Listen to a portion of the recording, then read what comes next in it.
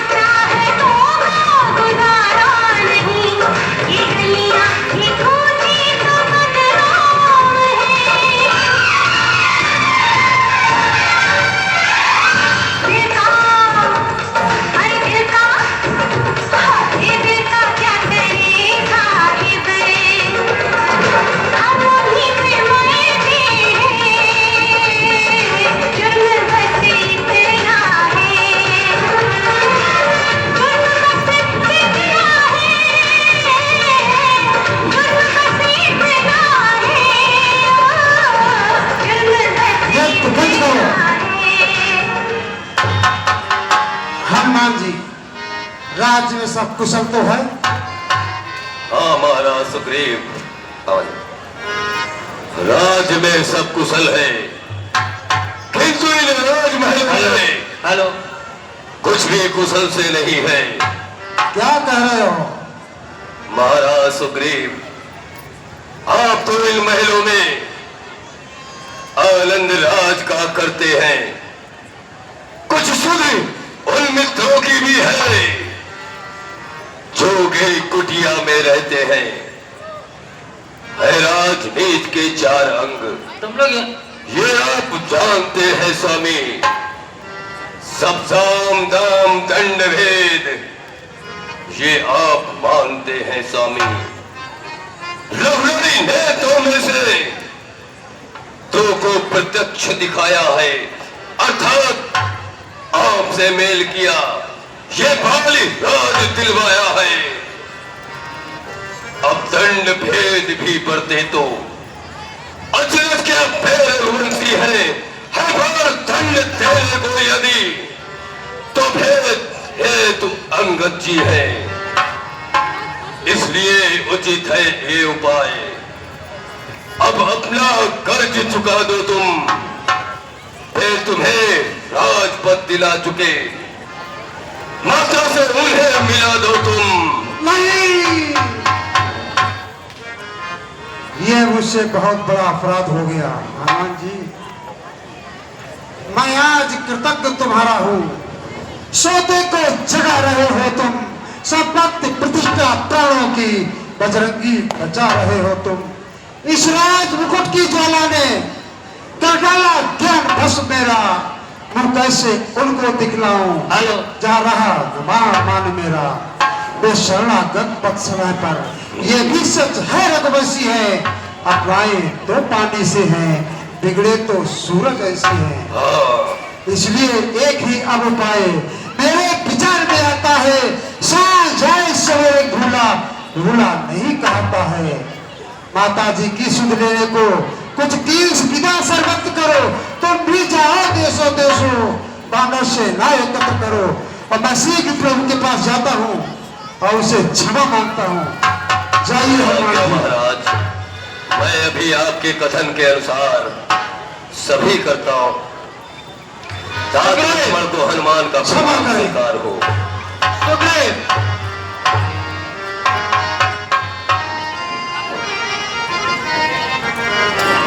क्षमा करो प्रभु, मुझे अपनी गलतियों का एहसास हो गया है। चलिए शीघ्र मुझे प्रभु के पास ले चलिए।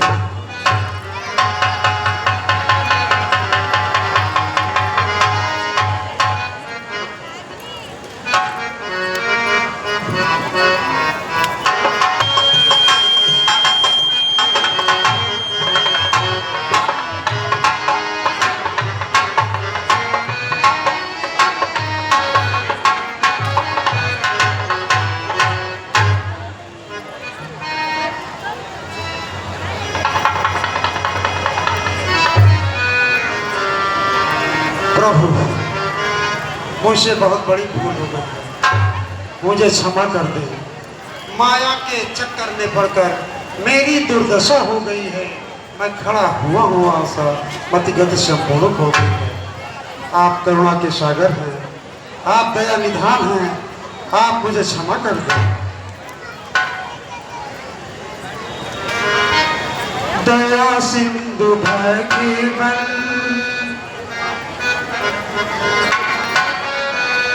दया सिंधु भगवन, दया कीजिएगा, शरण में पड़ा हूँ, उठा लीजिएगा।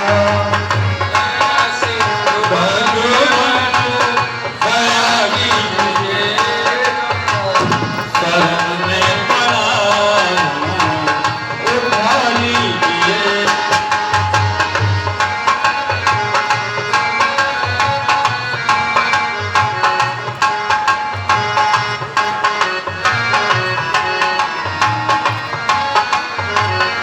बुलाना मुझको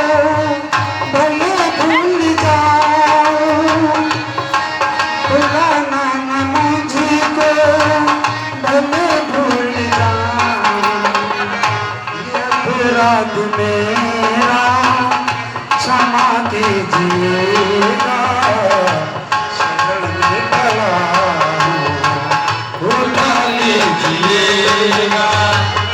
दया सिंधु भगवान दया कीजिएगा, शरण में पड़ा हूँ, उठा लीजिएगा।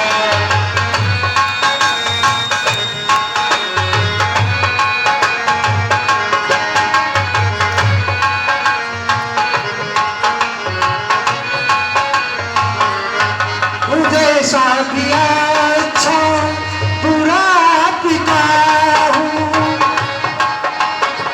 अच्छा बुरा पिता हूँ, मुझे ऐसा दिया अच्छा बुरा पिता हूँ, तजुगा न तुझे भी कहा कीजिएगा, शरण में पड़ा हूँ, उठा लीजिएगा। दया सिंधु भगवान दया कीजिएगा, शरण में पड़ा हूँ, उठा लीजिएगा।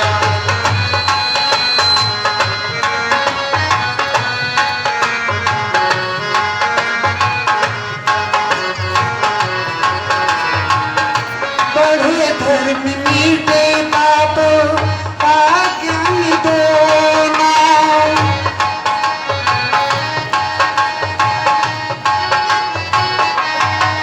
बढ़े धर्म मीटे पाप आज्ञान दोनों, चमत्कार ऐसा हुआ कीजिएगा, शरण में पड़ा हूँ, उठा लीजिएगा। दया सिंधु भगवान दया कीजिएगा, शरण में पड़ा हूँ, उठा लीजिएगा।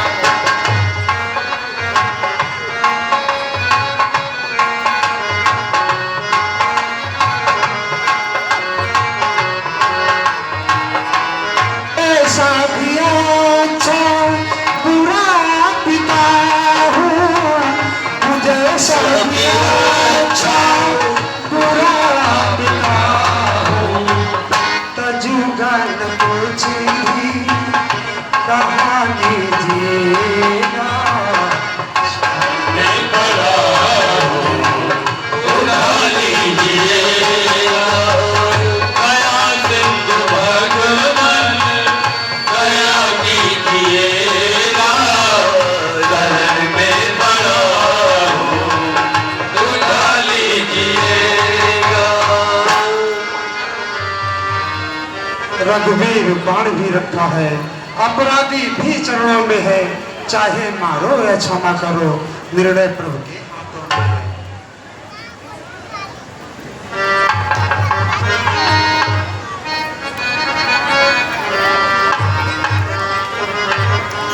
उठिए सखा सुग्रीव, सखा सुग्रीव, यदि सुबह का भूला सांझ को वापस लौटाता है तो उसे भूला नहीं कहते हैं। जो बीती बीत गई, अब आगे की सोचो भाई, सीता का जिससे पता लगे, कुछ ऐसा कार्य करो भाई। प्रभु, आपने मुझे क्षमा कर दिया, हम पर बहुत बड़ा उपकार किया है, और माता का पता लगाने के लिए मैंने कुछ सैनिकों को भेज दिया है, और हनुमान जी को विभिन्न देशों से सेना को एकत्र करने के लिए भेजा है, और वो शीघ्र ही यहाँ आते होंगे। जय श्री राम, हनुमान जी, जय श्री राम, जय जय श्री राम, जय श्री राम।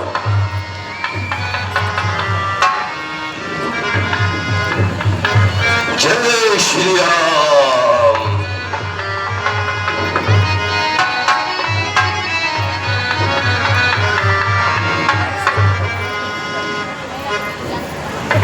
महाराज सुग्रीव, मैंने आपके आदेश के अनुसार विभिन्न पर्वत खंडों और कंदराओं से ये वानर सेना एकत्र की है। हे महाराज, आपके कथन के अनुसार मैंने कुछ कीश माता की सुध लेने हेतु भेज दिए हैं और भर की ये विशाल सेना लेकर मैं प्रभु के समीप आया हूं। कहिए, क्या आज्ञा है? ठीक है हनुमान, हम देख रहे हैं विभिन्न देशों से सेना हमारे यहाँ एकत्र हो चुकी है। वीर सैनिकों, मैं तुमको अपने मित्र श्री राम और लक्ष्मण का परिचय देता हूँ। ये हमारे प्रभु हैं, साक्षात प्रभु की मूर्ति है। हमारी मित्रता निस्वार्थ मित्रता है, इसलिए तुमको जो भी कार्य सौंपा जाए निस्वार्थ भाव से करना है। वीर सैनिकों, तुम 4 टुकड़ों में विभाजित हो जाओ। कंडक, तुम उत्तर दिशा की ओर जाओगे अपनी टुकड़ी के साथ, और मांदक, तुम पूर्व दिशा की ओर जाकर माता का पता लगाओगे, और पश्चिम की ओर धुम्राज सैनिकों की बागडोर संभाल कर माता का पता लगाएंगे, और दक्षिण की ओर हनुमान, जामवंत, नल, नील, अंगद जाकर माता का पता लगाएंगे। और तुम सबको 1 माह का समय हम देते हैं। 1 माह के अंदर माता का पता लगाना है, और इसके बिना जो भी सैनिक वापस आएगा वो मृत्यु दंड का अधिकारी होगा। इसलिए तुम सबसे मैं कहता हूँ, निस्वार्थ स्वार्थ दो सज्जन का, सच्चा उपकार वही तो है। सच्चाई में यदि प्राण जाए तो स्वर्ग का द्वार यही तो है। शीघ्रता करो। वीर सैनिकों, महाराज ने जो आदेश दिया है उसको सभी ने हृदय पूर्वक सुन लिया होगा। जिन जिन टुकड़ियों को जिस जिस दिशा में महाराज ने भेजा है वो सभी उनके आदेश के अनुसार कार्य करेंगे। मैं, अंगद, जामवंत आदि कुछ वीर सैनिक दक्षिण दिशा की ओर जाएंगे।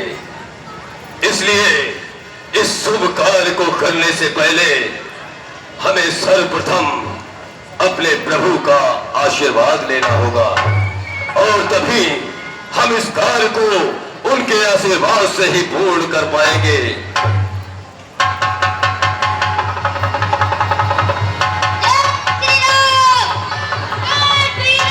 जय श्री राम, जय श्री राम,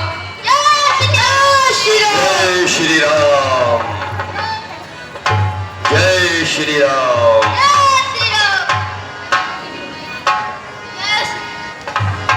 जय श्री राम।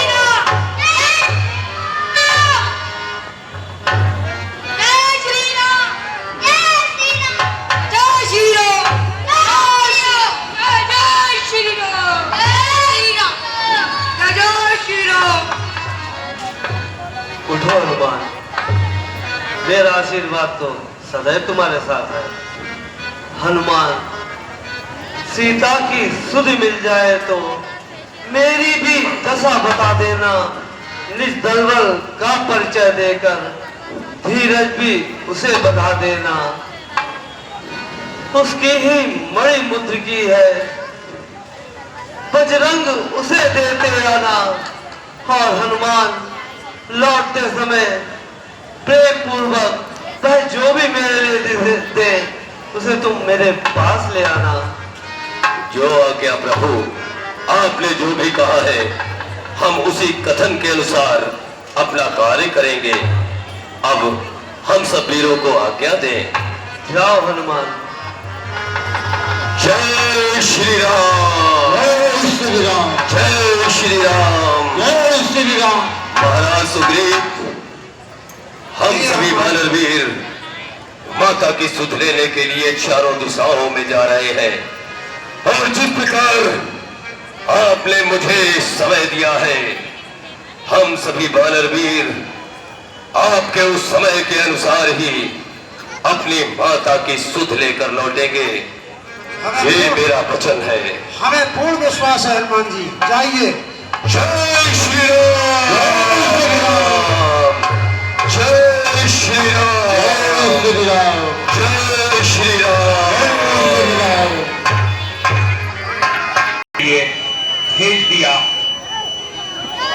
ये वानर समूह सीता जी को खोज रहा था, तब उसकी भेंट वन देवी से होती है और बहुत ही सुंदर लीला, बहुत ही सुंदर दृश्य कुछ ही क्षणों में आपके समक्ष।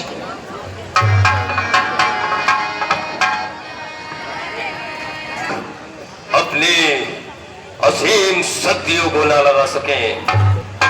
सही कह रहे हैं। हाँ, हे जामवंत, आप बुद्धिमंत हैं और इन सभी सैनिकों को आपके निर्देश के अनुसार ही आगे का कार्य योजना बनाकर करना होगा। आइए, और जो मैंने कहा है उसी के अनुरूप ही सभी लोग कार्य करेंगे।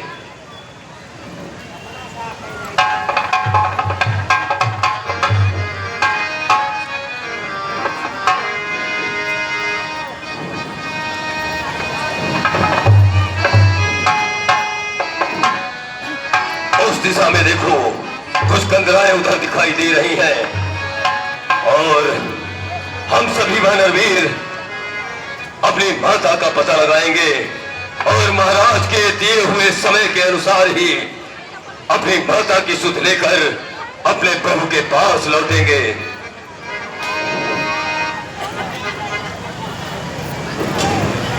यहां भी नहीं है, आगे बढ़ो।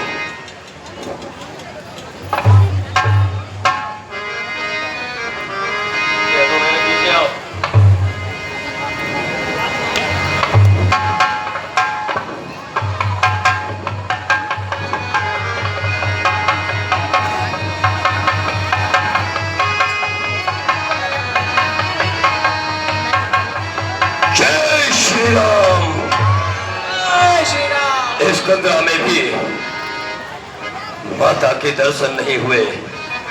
कहाँ है माता और कैसे हम उनकी सुधि पाएंगे? महाराज सुग्रीव ने 1 माह का समय दिया है और हम सभी माता की सुध प्राप्त करते करते 15 दिवस गवा चुके हैं, किंतु अभी तक माता की सुध ही नहीं पाई है। क्या करें?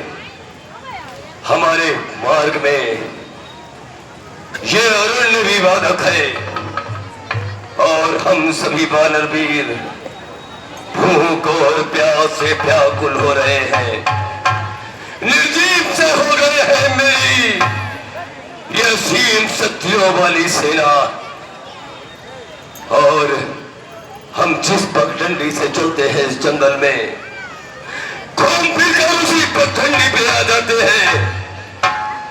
आगे का मार्ग दिखाई तो दूर, हम लोग यहां से पग को आगे भी नहीं बढ़ा पा रहे हैं।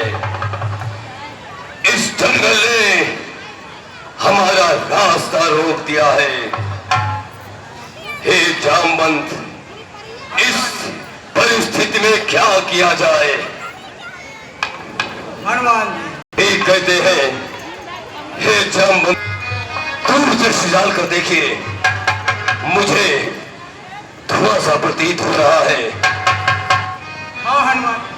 और धुआं उसी स्थान पर होता है जहां पर अग्नि प्रज्वलित होती है और अग्नि प्रज्वलित किसी मानव श्रृंखला के द्वारा होती है।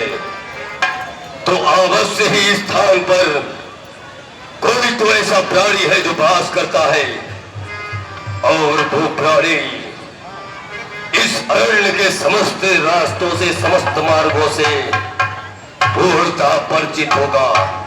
क्यों ना हम चलकर इन्हीं से सहायता मांगे और इस जंगल से निकलने का मार्ग हो सकता है हम सबको यही बता दें।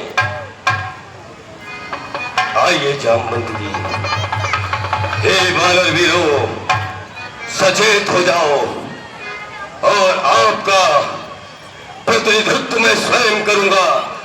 यदि कोई निशाचर हुआ तो मैं अपने प्राणों के पे खेल कर भी आप सबकी रक्षा करूंगा और यदि कोई आस्तिक है तो ये हमें सुमार्ग दिखाएगा।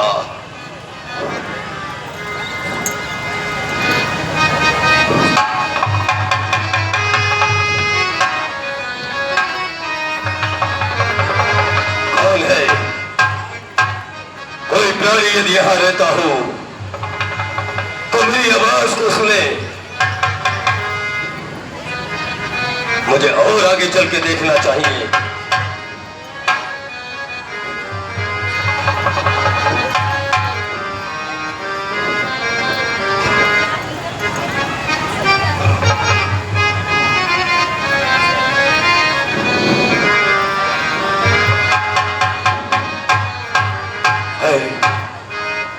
ये तो कोई कुंडी प्रतीत हो रही है। बस ही ये मानव निर्मित है और कोई ना कोई इसके अंदर निवास करता होगा।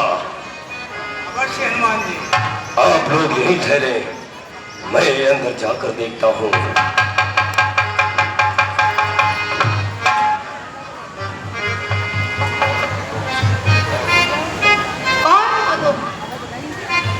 हे माता, मैं प्रभु श्री राम का सेवक हनुमान हूं और मैं अपने वानर वीरों के साथ अपनी माता की सुध लेने के लिए निकला हूं और हमारे वीर वानर वीर भूख और प्यास से इस समय व्याकुल हो रहे हैं।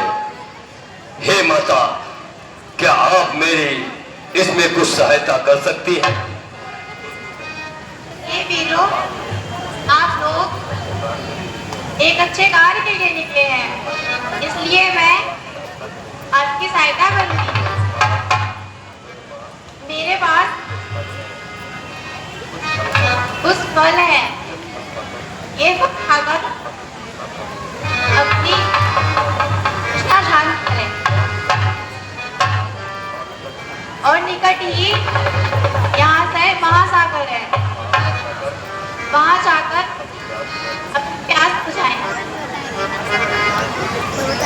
ओ आज्ञा माता, लाइए फल दीजिए।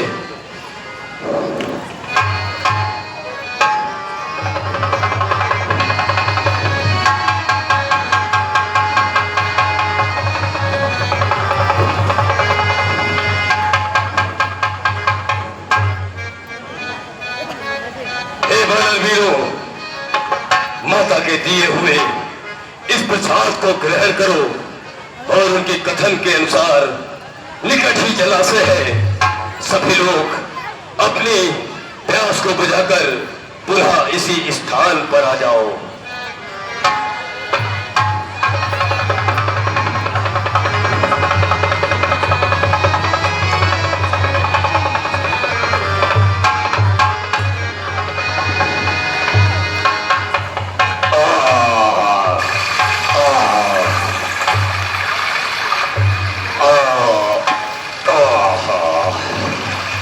हे माता, आपने इस समय हम रामदास पर जो उपकार किया है उसके लिए हनुमान सदैव तुम्हारा ऋणी रहेगा।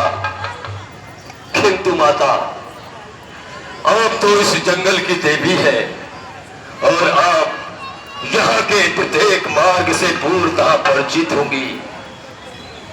हे माता, हम इन जंगलों में कहीं खो गए हैं और मेरे वानर वीर और मैं स्वयं इस जंगल के मार्ग से निकलने का कोई रास्ता नहीं खोज पाया।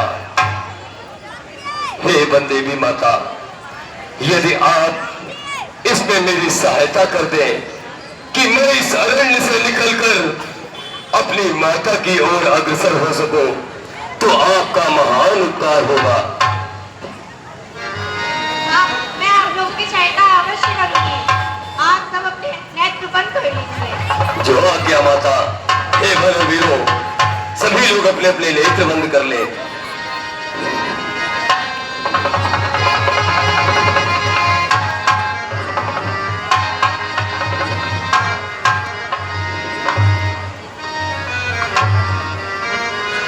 हे माता, क्या हम अपने नेत्र खोल लें? माता, माता, क्या मैं, अरे ये क्या, हे जामवंत जी, ये कैसा चमत्कार है? हम सभी लोग उस अरण्य में खो रहे थे, किंतु मेरे नेत्र जहां तक दिखाई दे रहे हैं, यहां तो जल ही जल प्रतीत हो रहा है। अवश्य ही प्रभु ने हम सबकी सहायता की है।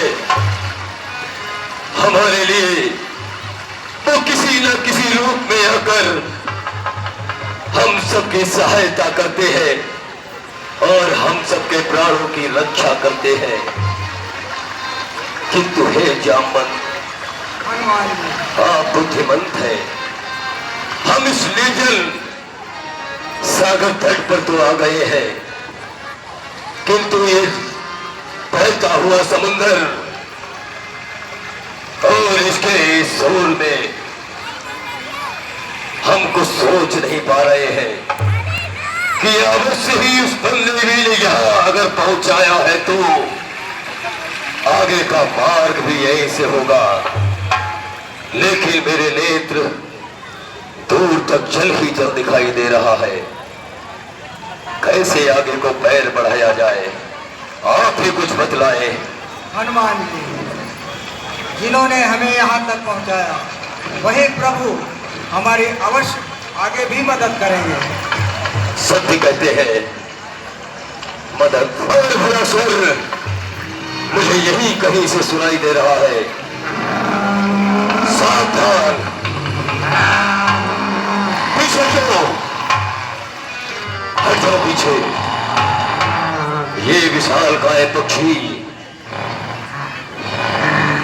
आज तो प्रभु की मेरे ऊपर बहुत कृपा है। उन्होंने तो इतने सारे जीव जंतु भेज दिए, आज मैं इन सबका ही भक्षण करूंगा। हे जामवंत जी, ये विशालकाय पक्षी है और हम सभी को अपना आहार समझ रहा है, और यदि इसने हम पर आक्रमण किया तो हवा से ही हमारी बानर सेना को क्षति पहुंचा देगा। हनुमान जी, ये एक पक्षी जो हमें खा जाने के लिए कह रहा है, और एक जटायु था जिसने माता सीता को बचाने के लिए अपने सारे प्राणों की बलि दे दी। सत्य कहते हो। वन में जब सीता का हरण हुआ तब उस गीतराज ने अपने प्राणों का सर्वोच्च बलिदान देकर मेरी माता की रक्षा करने के लिए कुछ तो प्रयास किया था, किंतु उसे सर्वोच्च बलिदान प्राप्त हुआ। हम उसे नमन करते हैं। धन्य है जटायु, आप धन्य हैं। क्या कहा? जटायु? हाँ। तुम उसको कैसे जानते हो? हे गीतराज, मैं उसको भली भांति जानता हूं। दंडक वन में जब मेरे प्रभु श्री राम ने एक कुटी बनाकर अपना निवास बनाया था, उन्हीं दिनों वो गीतराज उन प्रभुओं की शरण में गया था, और जिस समय सीता का माता का हरण हुआ उस समय उस गीतराज, उस महान गीतराज ने अपने प्राणों की आहुति देकर भी अंततः माता को छुड़ाने की चेष्टा की और अपने प्राणों का सर्वोच्च बलिदान दे दिया। क्या कहा? मेरा भाई जटायु अब इस दुनिया में नहीं है? हाँ गीतराज, मुझे बहुत ही दुख के साथ कहना पड़ रहा है कि आपका भाई जटायु अब इस दुनिया में जीवित नहीं रहा। भैया, कहिए गीतराज। मुझे समुद्र किनारे ले चलो भैया।